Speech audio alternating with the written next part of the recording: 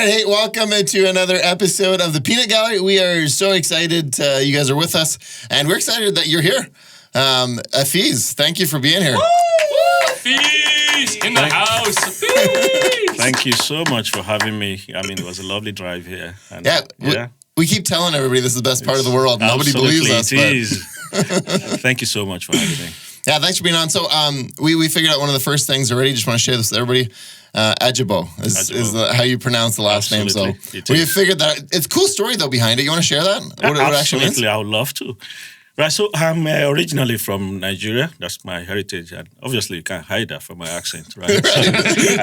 I joke with my kids. They're totally... they've shifted accents 2 or 3 times because they lived in England as well. And so you get this thing of Yorkshire accent. Yeah. And then sometimes that filters into mine as well. But, so why pronounce something at all? And like, that's not how to pronounce that thing. I say, no, I'm above 50. I'm not going to be able to change my accent again. So you have to live with that. Anyway, so I'm originally from Nigeria. I was born about 52 years ago. I come from 52 years ago? Yeah. a big family of farmers. My father was actually a farmer. And, traditionally in Africa, you would have many kids because you needed farm hands, obviously. Yeah. But I was also lucky that he believed in education. So he had 3 farms. We had a cash crop farm, obviously, where we process and grow cocoa, which obviously turns to chocolate. Oh, cool. Interestingly, I didn't know that turns to chocolate until I was like 12. We were processing cocoa. We were planting these acres and acres of, the cocoa and processing and exporting to England and Belgium. And it was until much later, and that was turned to chocolate. And really? Because we weren't eating chocolate when I was young. We were feeding fat on the juice, though, on the sap of the cocoa tree. But, so what that meant was that growing up, I picked a few things, the values of hard work, obviously of respect and supporting the family, as your own contribution to giving back, obviously, to your family, appreciating what they're also giving you, especially funding your education. I was also lucky to have come from a region of Nigeria where education was free up till, when I was growing up till the end of high school. So in that sense, I think that gave me the needed background and preparation for everything I am today. I went to university in Nigeria, did my first degree in biochemistry. I actually originally wanted to either become a chemical engineer or a medical doctor, but it all changed. I became a biochemist. I went back, wanted to do my master's in biochemistry, but the call of, having to fend for yourself when I had left home meant that I aborted that and then went to work. So I started working for Pfizer Pharmaceuticals. Oh, really? Yeah, as a sales rep. So I was knocking those miles every day, detailing to doctors and pharmacies. And I did that for a few years. But progressively, I moved across a few sectors until mid-career, I decided it was fashionable at some point to go to England and get another degree. So I left. I'd saved up some money, but at that point, I'd started my family. I had 2 kids at that point. They were still very small, and so I took them because I love my family. I didn't want to leave them in Nigeria. So I took them with me to England, went for my master's. I finished my master's in information systems. I started a business. I was also working at the same time. So up to that point, I think at that point, I would say I was fortunate to have worked in different sectors, and that shapes your understanding of things. So I'd worked in telecoms up to that point, GSM telecom companies. I'd worked in pharmaceutical, like I said. I'd worked in manufacturing. Incidentally, I also then worked with Cadbury, the chocolate company. which was ironic. So how did they get the caramel in there? There's a lot of sugar at the milk, right? So I went back to the sugar. They were importing most of the sugar. They were melting to forming candies in Nigeria. But it was a huge market. So after my master's in England, I'd done one other postgraduate in business in Nigeria before I left, but I just put that in my back pocket at that point. So for my master's, I started thinking. I wasn't quite sure I wanted to settle in England. I had bought my home. My family was settled. My third kid had come along in early 2006. But I wasn't quite sure I wanted to settle in England. It kept shifting in my head. So I then I went to a seminar that was talking about, it came originally from a program, Wanted Down Under. It was a program that was promoting Australia, incidentally in England, down under and all that. So I went to that program and then I saw a seminar that was also promoting Canada to people in England as a destination, for those wanting to settle permanently, skilled migrants wanting to settle. So I went to that seminar and took interest in a skilled migration scheme, filled my papers. I then also went to New Zealand embassy, filled my papers for the skilled migrant scheme, did for Australia. And then midway through all that, this was 2006, midway through all that, I was exported back to Nigeria as an expatriate by S.C. Johnson. S.C. Johnson is the American company based out of Racine. Okay. That makes Glade and this bug zapper off insecticide and all that. So they took me back to Nigeria as an executive director for sales. Oh, cool. Yeah, so we came with all the perks, the big money and the privileges, drivers and... So you're a big deal. Flying first class and all that. Yeah. So I then moved my family back to Nigeria. So around that point, my visa to New Zealand came out. I went to New Zealand. It still didn't tick. I wasn't quite sure. We wanted to live in New Zealand. So we just took it as an holiday. We spent 2 weeks in New Zealand. It was too far from everywhere in my head. It took almost 30 hours to get there, so that knocked it off for me. I wasn't quite sure I wanted to go that far. So we then decided we're going to wait for Canada. So my Canadian visa took 7 years to process. So if you get elected, could you hurry some of that up? Things have changed significantly. I mean, that was in the Harper government, when it took forever to process, immigrant visas, skilled immigrant visas. I understand it takes less than 6 months. Now, if you meet the point threshold, it's a point-based migration system. Yep. So if you do meet the point thresholds, you get on the queue now. It's a lot different. Yep. So depending on your age, the younger you are, the better, because you have to be here before you're 45. That's the plan, right? So you can still contribute and all that before you get to retirement. So you don't just come here and retire, right? And then more degrees you have, more points you have, and you do English test, IELTS. So you want to be sure that you can speak one of the two major languages, French and English. If you could speak French, you also get more points, bonus points for French. So it's a lot easier now and, much faster in processing now compared to... So the rest is this. Well, I landed here, my family landed here in 2013. And eventually I decided I was going to move to the London area. I didn't know anyone here. I just looked at the map, did some studies. So I thought the London area for me ticked all the boxes in terms of not too big, not too small cities, and the opportunities also offer for good education for my children. I reviewed some of the schools, especially the universities surrounding here, and these are brilliant schools. So it ticked all the boxes for me, and I felt I could bring my family here. And I thank God I took that decision. We've done very well here. Yeah. And I'm loving every bit. Awesome. I'm a Canadian now, fully.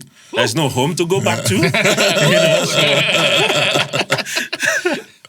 Well, we're thrilled to have you. That's such a cool story, and I think that's part of what makes Canada and the whole diversity piece so neat, is learning so much about the world and different perspectives, and so it's awesome. So then the question becomes, I mean, obviously you're smart because you have like 7 degrees or whatever you have. But how do you transition from that? So you come here, you're pretty new. Yeah. How do you ever get a desire that you want to now run for politics? How do you get into that? You're right. So you say this, that we're all political animals, right? Inwardly within us. And so for me, politics, you actually don't even have to run for politics to be engaged in the polity, right? You even just voting, which is, a civic, responsibility. I think I tell my children, I said, for every right, there's a responsibility. I say, you live in this free, beautiful country. That's a right you have to things like healthcare, to the fact that you could sleep and know that, if you call the police or an ambulance in 2 minutes, they'll be at your doorstep. Yeah. I said, but you also have a responsibility to uphold the law, for instance. So I tell them that. Right. So if you live in my house and I'm taking care of you, you must do the dishes. I use that analogy. To all the children out there. So you must do the dishes. You must make your bed. You must do that. Yeah. So for me, the rights that we take for granted in this country, I think comes with certain responsibilities. Right. And I'll use this as an example, and pardon me, it's a bit graphic. So when you see kids or people with their families in tow, clinging to an aircraft, Right. like we saw in Afghanistan a few weeks back, Right. they knew the aircraft door was shut. Yeah. They knew if the aircraft took off, or they probably didn't know at that point because they had lost their senses. Yeah. They knew if the aircraft took off, they were going to drop and die. But still, people clung to those aircraft, right? And people died. Right. So for me, what pushes a human being to take that kind of decision doesn't exist in this country. So we're free, we're privileged to live in this wonderful country. And the least you can do is to get engaged in the politics. Go out and vote. Right. Vote for your interests. And, the beauty of all that also is that you and I can choose to belong to different parties. Right. You could choose to belong to another religion. Right. I was born a Muslim. My children are Christians. Yeah. Right?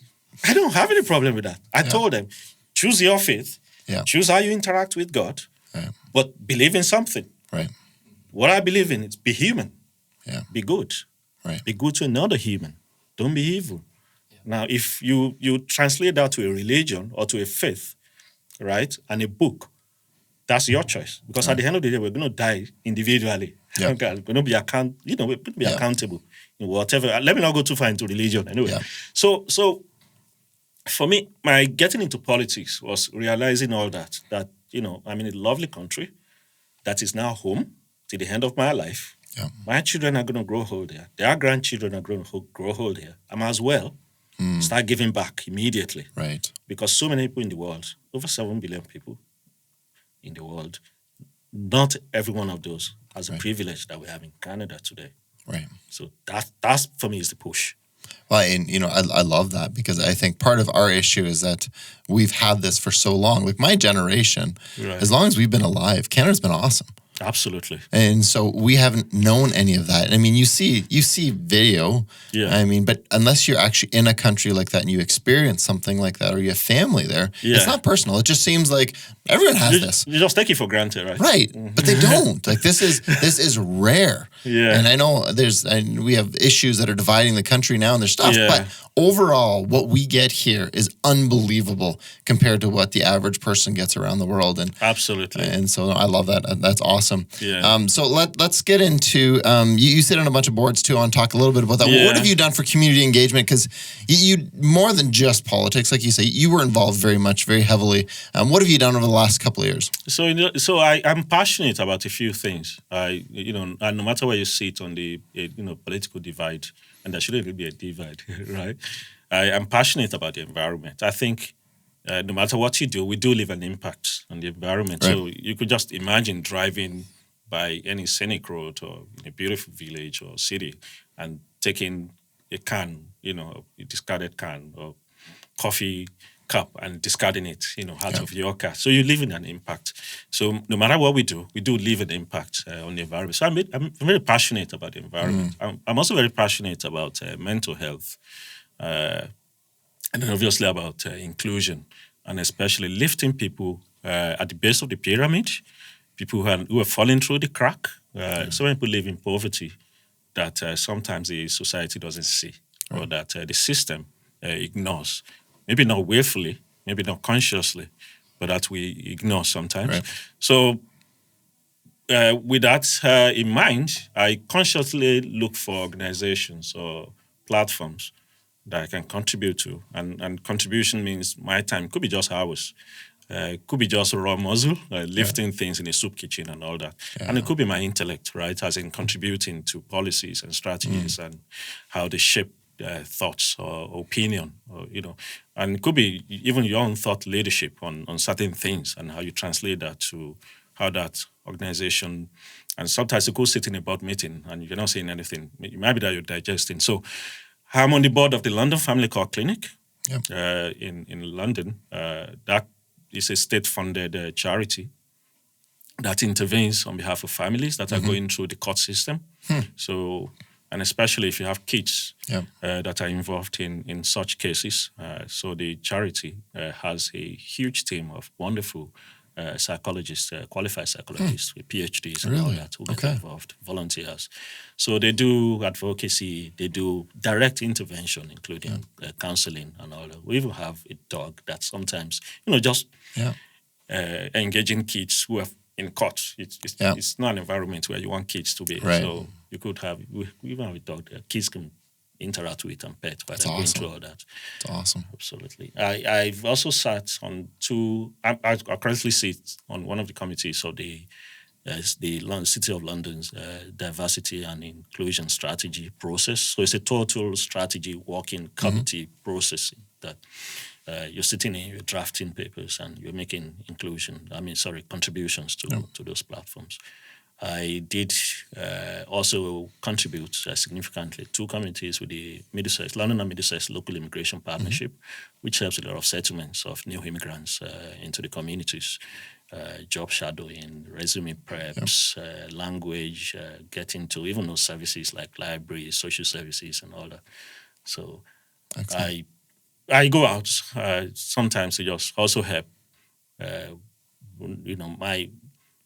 in small charities, even if it's just sorting things in the back room, that you don't see. I do that actively. And I never knew I was even going to get into, running for office. I just did that. I just do that naturally. And I started doing that from the first day of landing in the community. Yeah. Oh, that's fantastic. One of the things I've learned talking to a bunch of people is how much it actually takes to make these communities work. And all these different volunteer charities and things that you've never heard of until, all of a sudden you end up in family court and you realize, there's somebody that's actually here for me. Like, that's so cool. Yeah. And I just think, again, that we need the community. We need the broader community to actually make it run well. Very Absolutely. awesome. Very awesome. Now, you run for the Liberal Party. We can tell by your red shirt, right? Go Liberal. So let's get into that a little bit. Why did you then choose the Liberal Party? Okay, so like I said, I'm not going to make any judgment about the other platforms because the beauty of democracy is that you and I can choose, right? And let's get out to vote and then determine, and then another 4 years, or depending on what happens, within that spectrum, whether there is an early election. So for me, like I said, I subscribe to a few things. Just be human, and I don't care whether you look like me or you don't look like me, or whether you identify with a particular sex, whether orientation or gender or anything. Right. I'm not going to judge you, but live, enjoy your life. Right. I'm not going to bother you.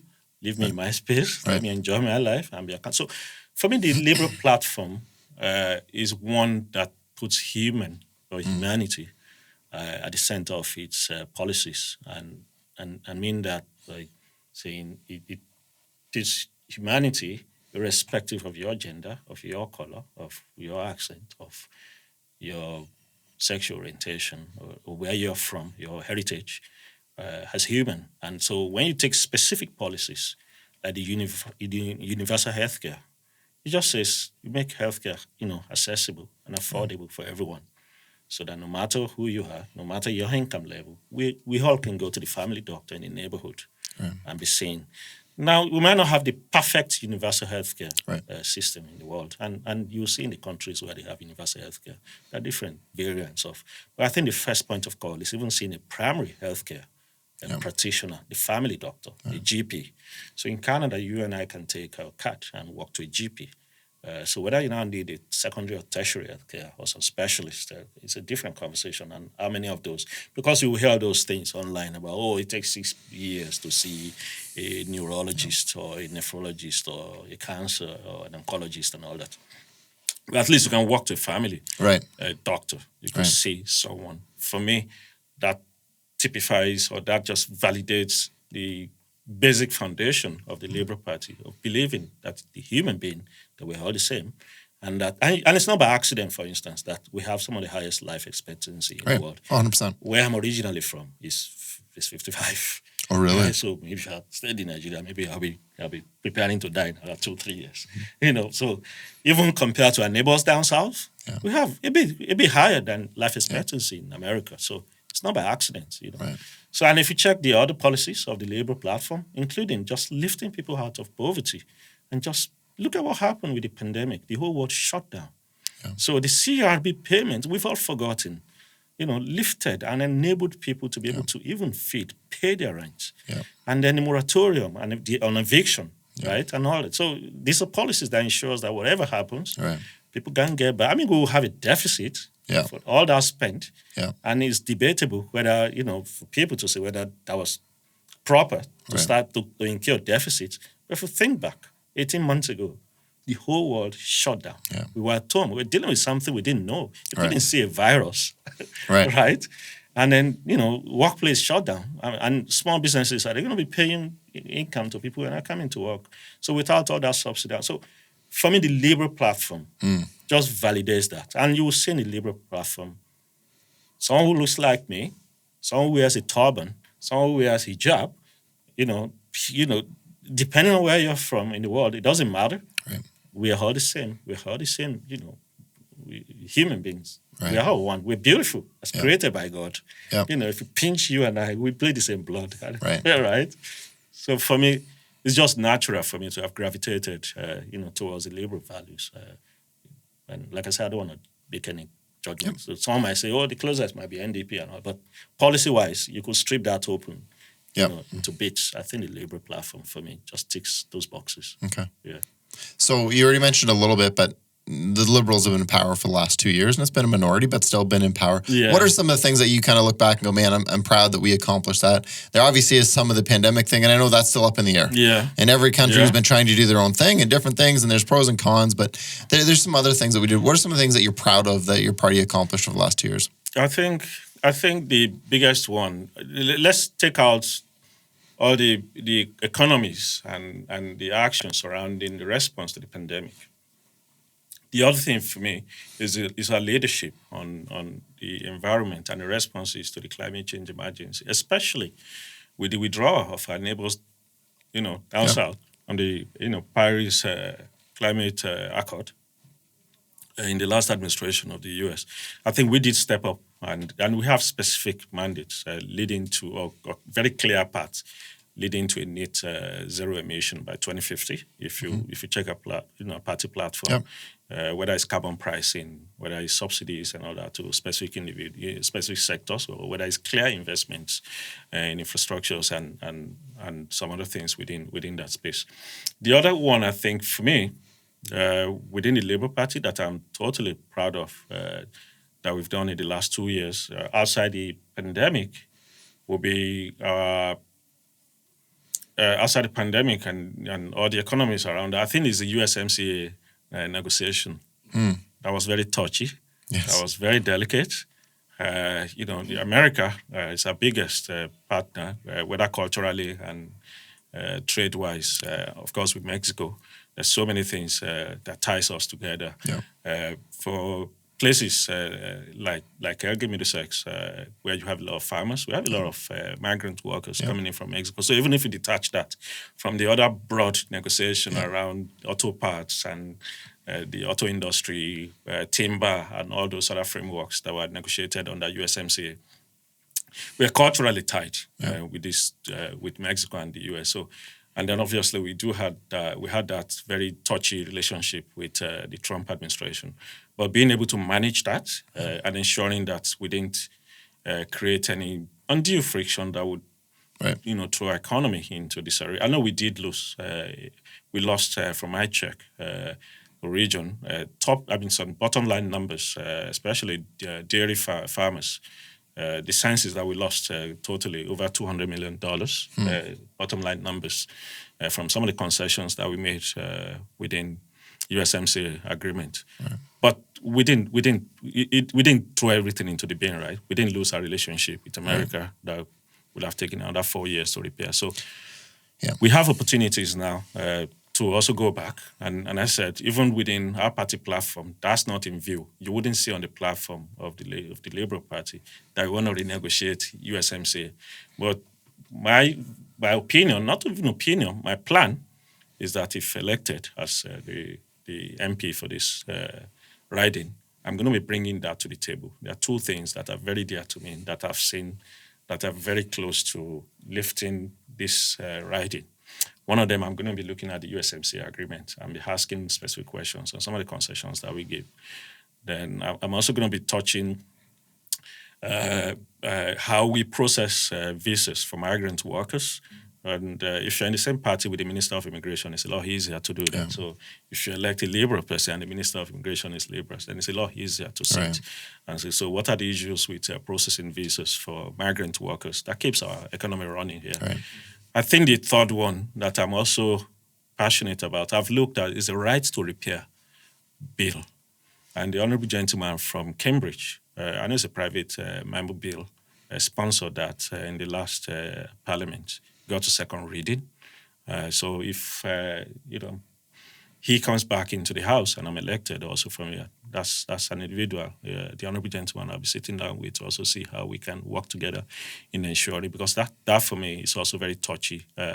I've talked to farmers. I was the farmers market in St. Thomas at the weekend, and that was of course, they also talked about commercialization of innovation and how you do backward integration of research findings onto farms. And I talked to a bee farmer who mentioned that. So, but let me not go too far from the question that you asked. No, you're good. You're already answering the second one. You're good. You're what good. I'm proud of, I think, is the USMCA, handling the USMCA relationship, relationship with America and Mexico. Yeah. And obviously the response to the pandemic. And Awesome. So you already mentioned the next question I was going to ask was about what your hopes are for the next couple of years, and so you already nailed some of that. Yeah. Well, in some of what you mentioned already, it certainly is concerns, and I'm sure you've heard it if you were talking to farmers. One of our big concerns out here is the fact that we just cannot get enough workers. And so we have good friends who are farmers who are going to be plowing under a lot of their crop because there just are not people willing to work. And so the combination of CERB and visas and all sorts, it's a complex issue. It's not a very simple one, but it is a concerning because food prices are going up and farmers are plowing under food because they can't get them off their fields. And so lots of whoever gets elected, there shall not be a shortage of work for the next 4 years. Absolutely. That's for sure. And you can trust, especially someone coming from like I said earlier, from a farming background as well. Right.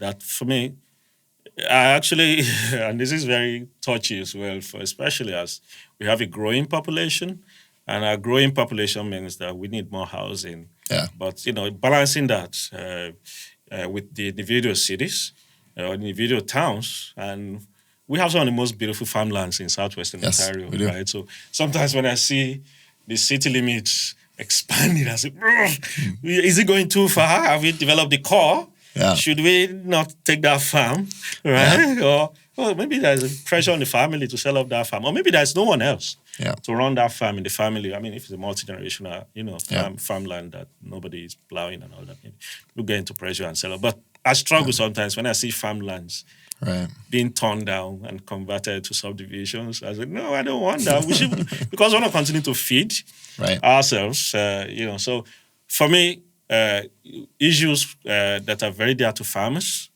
See, I'm going to be running those town halls monthly across the riding and listening. So because you can't assume that you know it all if you don't ask questions and listen. Right. So I'm going to be going around talking to people and asking questions. Like you said, access to migrant workers, I think, is a huge one. Yep. I've listened to people.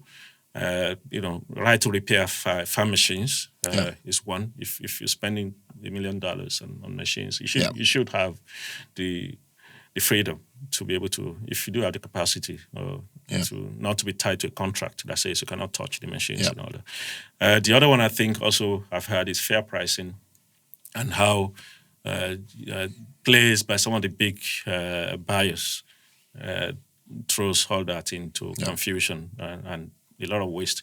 I've also had talks around some clawback or some concession or is a concession on the cost of drying grains because people also getting charged in terms of carbon pricing for those using fossil fuel to dry grains. Yeah. So that for me, I think, I may not know the full details here, but I've heard that in talking to some farmers. So, but like I said, I'm going to be sitting down, running those, going to farms and listening to people and ensuring that I can create that platform and relationship in Ottawa to intervene on behalf of farmers in the region. Okay, awesome. So let's get to the questions on trust. Right. So I ask you two questions. We've been asking all the candidates this. So the first one is, why should we trust you? And I preface that to say that for whatever reason, politicians do not have a reputation of being trustworthy. And that's just stuff you hear. Meeting you guys, I've been blown away at how awesome a lot of our candidates are. All of our candidites, I should say. I've really enjoyed that. It's unbelievable. I've met the other candidates. I met Karen yesterday. We were at another debate yesterday. Okay. And she's awesome. I've met the other candidates. I mean, we're all good people, irrespective of our politics, right? So for me listening, though, as somebody in my region and my family, why should I trust you to go to Ottawa? Okay, so two things. I believe in this country. I love this country. This country has been good to me. I'm thriving. I currently work with the school board, Thames Valley District School Board, as a supervisor for IT projects and training. So in that sense, I do have a decent income. I have a roof over my head. I have clothes to wear. I can feed my family. My children are doing. My first daughter is doing a master's in climate change and migration studies. Oh, really? Interesting. At Carleton. Second one is almost out of university as well.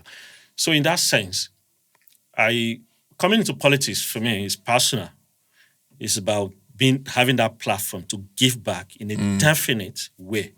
It's not about just being able to sit in Ottawa and just carry that badge of coming back to represent the party in the riding. But this is about going to Ottawa to represent us. And so if I do get elected, I'm going to strip open every promises I made. And I have some of those promises online and sit with people and we can tick them off as performance expectations of me. Right. Now, I want to be able to allow people to check whether it's quarterly, I work in companies where you would have yearly plans and you will have quarterly performance evaluation. You have shareholders meeting. You have calls made by shareholders. Depending on the company, you have quarterly shareholder calls where they will ask you questions about your top line numbers, about how much you spent on advertising and all that. So I'm going to have that kind of open platform where people can ask me questions so that if it doesn't make sense for me to continue there in 2 years, I'll get out before the next election. Because it doesn't make sense if you're not going to make an impact. And you're going to be carrying the weight of people on your back who expect you, over 100,000 people you're going to be represented, who expect you. So whether it's that young man that's currently homeless, and I say that there's no reason why one person in Canada, not even in the riding, in Canada should be homeless. If I came from overseas and I'm not homeless, there's no reason why one person in a G7 country should sleep rough on the street. So I'm going to have those promises fleshed out. Obviously have a working team that we can continue to be checked against. And so for me, that is the foundation of this trust. Two, I've worked in significant roles where trust was the currency. Right? If you sit on the board of companies as a director, where you're delivering over $1 billion a year, and your expenses, say $50 million a year, that's trust. And you're managing over 400 people. That for me is a full definition of trust. So you could check my LinkedIn profile. You could see some comments, some recommendation of people about that have worked with me in the past, maybe 10, 15 years ago and all that, and see some of the comments they make. For me, I'm an open book. I've got nothing to hide. Coming into politics for me is just an expression of my personality and my belief in Canada and my desire to see some of the problems that we face in the riding. And there are so many of them that, we may not have the benefit of time. If you permit me, whether it's the opioid epidemic, whether it's, affordable housing, rent gear to income housing that is not available, or even the stock of social housing. And you will hear numbers. The other day someone was saying, we have enough social housing in London. And in St. Thomas. I said, how many? If it's about 400 and something. I said, do you know how many new people have moved to St. Thomas in the last 2 years? I mean, when we went to pandemic, all shelters in London were filled up. And so every new person asking for shelter who was happy to go to St. Thomas, who's moved to St. Thomas, for instance. Many of them stayed back. And, obviously, so many of them will be at the base of the pyramid and are likely to fall through the crack. Right. So did you build new social housing to account for that number in the last 1 year? I mean, you're working off maybe the census numbers that didn't capture all those realities. Right. So for me, that trust, I think, should be based on that, the fact that I do have a pedigree of trust, of using that currency of trust. Two, I think I have the capacity.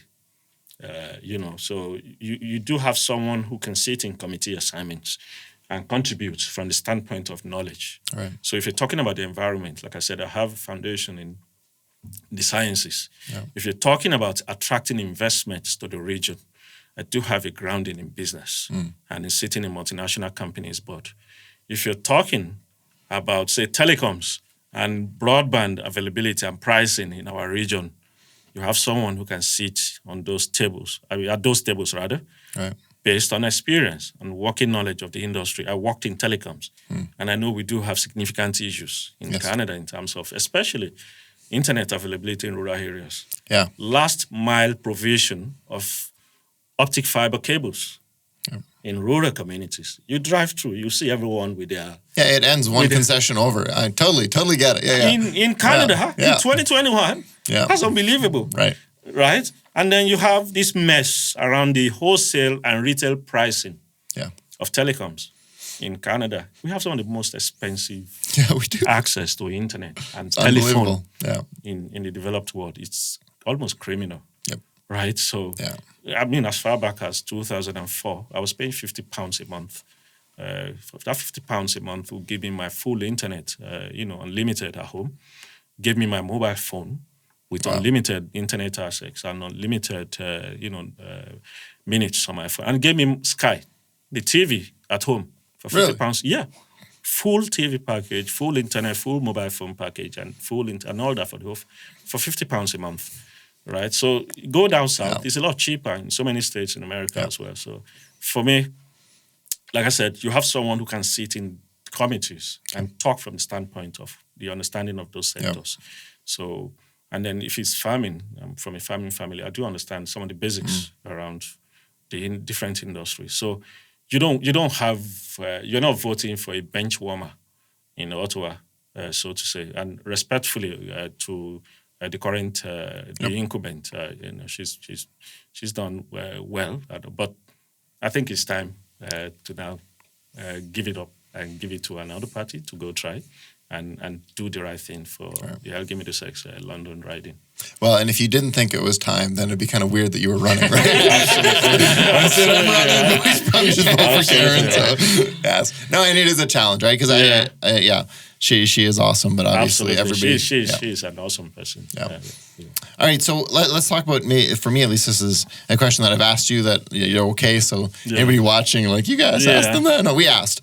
So one of the issues we struggle with out here is that Justin Trudeau doesn't seem trustworthy. Yeah. And some of the ethics commissioners' comments, some of the stuff with the weed charity, some of that stuff. And so then my challenge in a very conservative riding, or has been for a long time, and we look at you and I go, man, I love your story. But then I look up top and I go, man, but can I trust him? Yeah. So how do you respond to people who are struggling to trust Justin Trudeau, even if they would want to vote for you? Okay. So I'm going to answer those in two buckets. So the first one will be, you're voting for me to go represent you in Ottawa. And the first thing I've said is, I'm not coming to represent the party in the riding. You're voting for me to go deliver certain mandates for you, that you can decide after 4 years whether you want me back or you want to kick me out of the seat. So you have the opportunity. And I will ask that you trust me to be going to Ottawa to deliver those promises. The second one, I think, we as humans, and I'm not making any judgment on any of those points, whether it's we and all those other things. We as humans, we're not going to be, nobody's perfect. You will never find a perfect human being.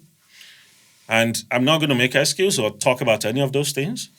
But I think what you should look at post the last election, because I've had someone say, you talked about election reforms and proportional representation and all that. And I will say, in the last 18 months, what would you think has been the biggest priority for any country in the world in the last 18 months? I think it was pandemic. Yep.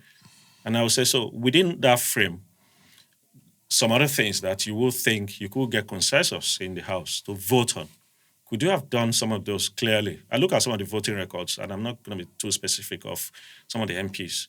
And even where, and you will see that people vote, so, majorly along party lines. So even when personally they don't believe, right, people will vote. So whether it's some of the very clear, sensible bills, around, the climate change and response to the, to climate change in terms of investments and environment, or even just basic bills that we will expect all the parties to align on fully. We couldn't do that in this last parliament. So in terms of promises that were broken, you could say, were priorities shifting? Basically because we had an emergency? Obviously, yes. Now, in terms of the other things that I've talked about, whether it's the essential leveling and all that, I don't have full details of it, but, we all read what's in the press, right? Yeah. We didn't see any of the committee reports. We didn't see any of the full investigation, the investigation into some of those things. So I'm not going to make judgment on those. But I think Justin Trudeau, as the leader of the party, he is a good person. And that's why I'm running on the Labour platform. I think he's a good man, coming from, he was a teacher. Right. And he's a good family man. You can see that, it's obvious. And I think he genuinely it means well for this country. So you could say, is giving money to the poor is a bad thing? I don't think it's a bad thing, like I said. It's wanting to give us, beyond the universal health care, talks around pharmacare and some of the huge investments, even dental. Yeah. Right? And I know some of the flow back from the previous provincial government around healthy smiles in Ontario and all that, for dental for people struggling. There. But for me, I think he's a genuine man who means well. You will never get a perfect human being, like I said. Right. And so I'm not going to make a judgment call because at the end of the day, we're all human. Nobody's perfect. We're all going to be judged by God eventually. But the voters obviously want to judge at the election. So that's why I'm asking, why don't you look at the candidate you have locally? Yeah, you will say, if I vote for you, I'm voting for the Labour government eventually. But you want to vote for me so that I can implement some of the things we've talked about here. And that for me is serious business. Yeah. And that for me is on behalf of our children or the future generation. And we only have 4 years. And we don't even have that benefit of too much time. So you want someone who can go to Ottawa and talk about the climate change and how that affects farming seasons and crop outputs and, and harvests and all that. You want to have someone who can go and talk about broadband availability in the region and pricing. You want someone who can fix the opioid issues that we have in our downtown. You want someone who can bring, in the major locale, who can bring the major builders who rent housing out and ensure that they are providing for people who can't afford to rent at those market rates as well. So for me, I think that is what we should focus on and ensure that we do have the right representation in Ottawa for this region. Okay, awesome. Hey, any questions from the gallery before we get going? We're out of time. This has been awesome. Yeah, I just want to ask, I've totally enjoyed getting to know you in a personal setting. And I really wish this would be a format that we could get to know all of our politicians outside of mainstream media, outside of asking the right questions, but just really getting to know the people who are Canadians. Yeah. Because I've really enjoyed that. I would like to ask, what are your hopes and dreams, regardless of what outcome has for you and your family, that you would like to see happen in the next 4 years? Like what are you looking forward to as a father, as a family man? What are you looking forward to as a community leader and really actively involved in your community? What are some of those things that you can't wait to see happen for your family in Canada? So for my family, and I think I've transited myself out of some of the holdbacks or the residues of my heritage. You have this basic expectation, right? For your family, you choose which, career path they take. How they end up, whether they marry. In fact, you choose the religion for them, right? So I think I struggled with that initially. I'll say, I want you to become this, and I'll take a particular profession. And lo and behold, my daughter said no. So I'm doing public policy and public administration. So okay, As a matter of fact, I'm not going to school in London. Okay. Where are you going to? I'm going to Ottawa. I'll say, okay. Okay. So I want to see my children continue to have that very strong individualism and an independent voice that strengthens and enables them to thrive in Canada. And I think they're growing up into such very strong women that I expect of them. My first daughter, I'm very proud of her. She's done very well. She's very studious, unbelievably. And my second daughter is also doing political science at King's University. So she's already very passionate about a few things. It's unbelievable. We don't vote the same party. I was going to say, so she's probably your harshest critic too, hey? So I'm happy that they've become so independent. Right. They can continue to thrive in this space. So for me, that is an achievement. So I want to continue to see that over the next 4 years, that they continue to blossom as.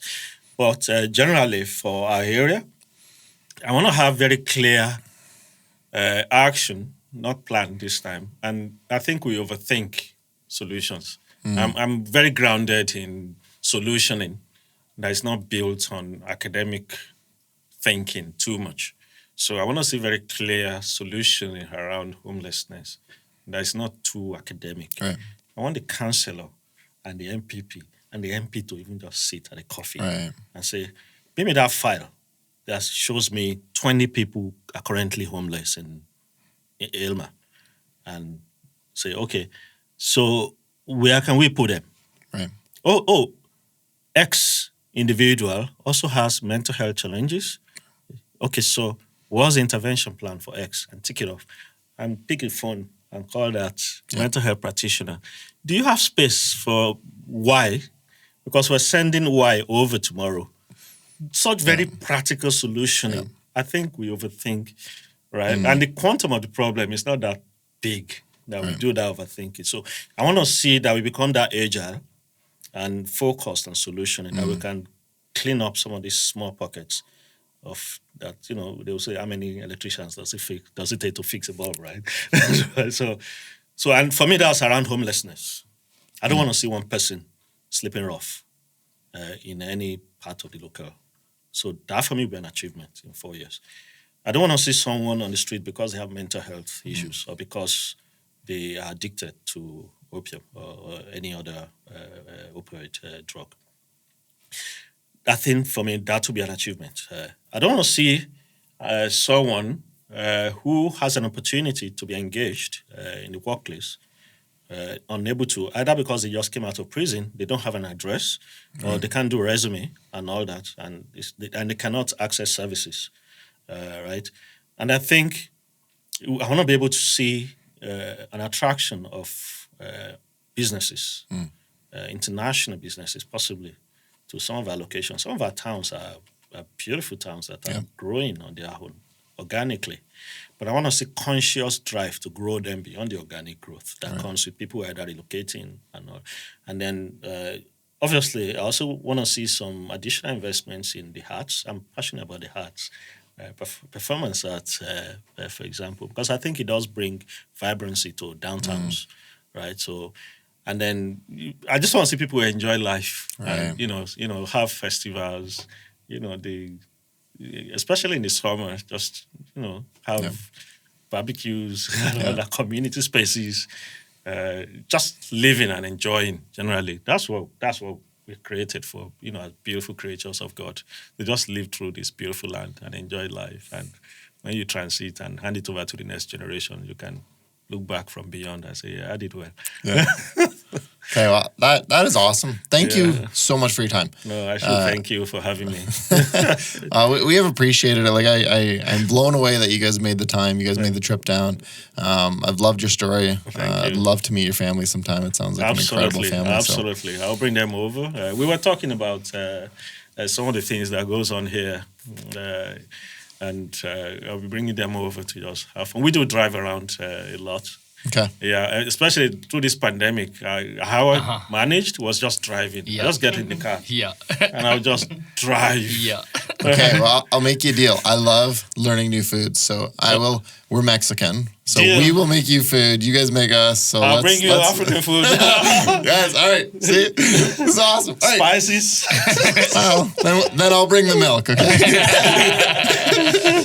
All right. On that note, hey, thanks so much for watching, and then we will see you on the next one. Thanks. Thank you.